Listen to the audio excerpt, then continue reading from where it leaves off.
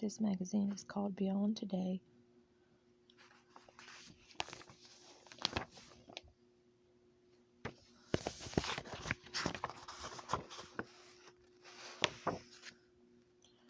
Beyond Today,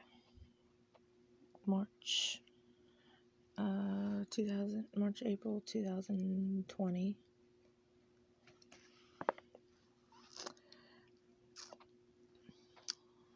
And it is addressed in Cincinnati, Ohio.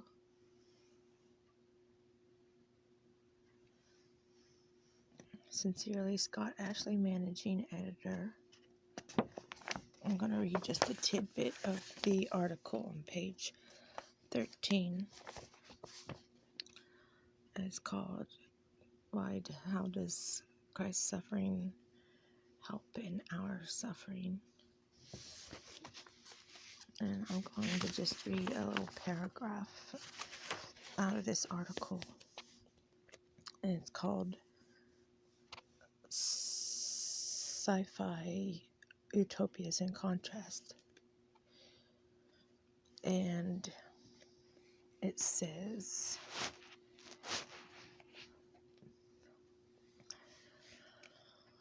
science fiction offers stories of futuristic utopian societies that have eradicated suffering through technology,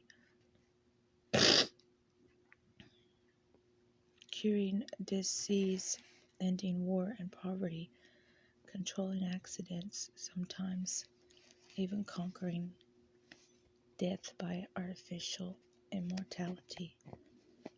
But the societies in these stories prove to be colossal frauds, apparently happy but experiencing deep failure, seemingly humane but really heartless.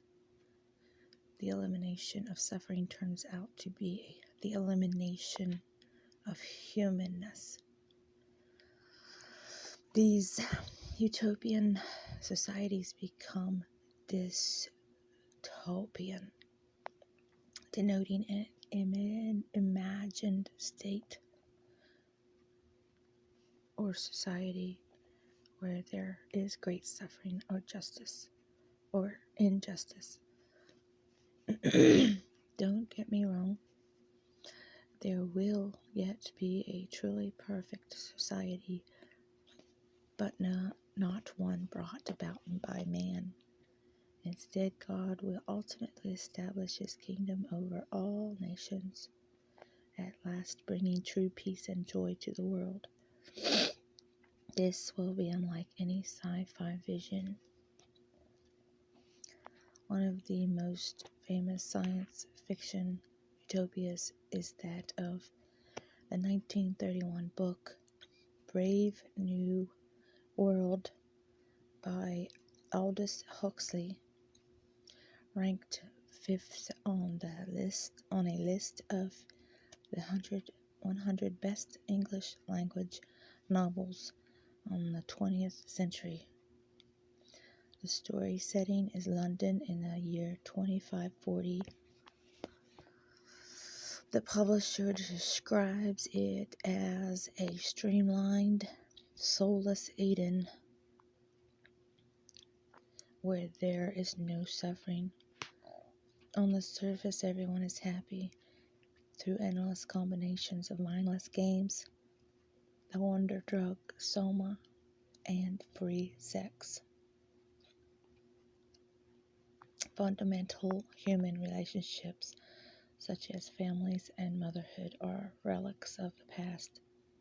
All sources of suffering have been eliminated.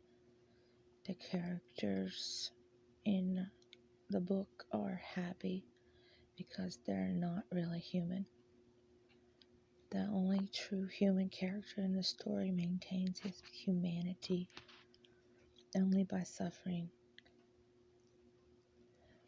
And since suffering is no longer possible in this new society in which he unexpectedly finds himself, he ultimately takes his own life.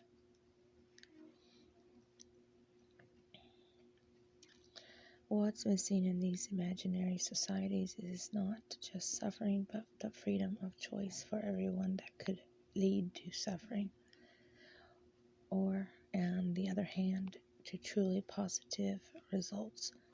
Free will is both the source of and the solution to human suffering. And that's just one paragraph out of this article in the magazine Beyond Today.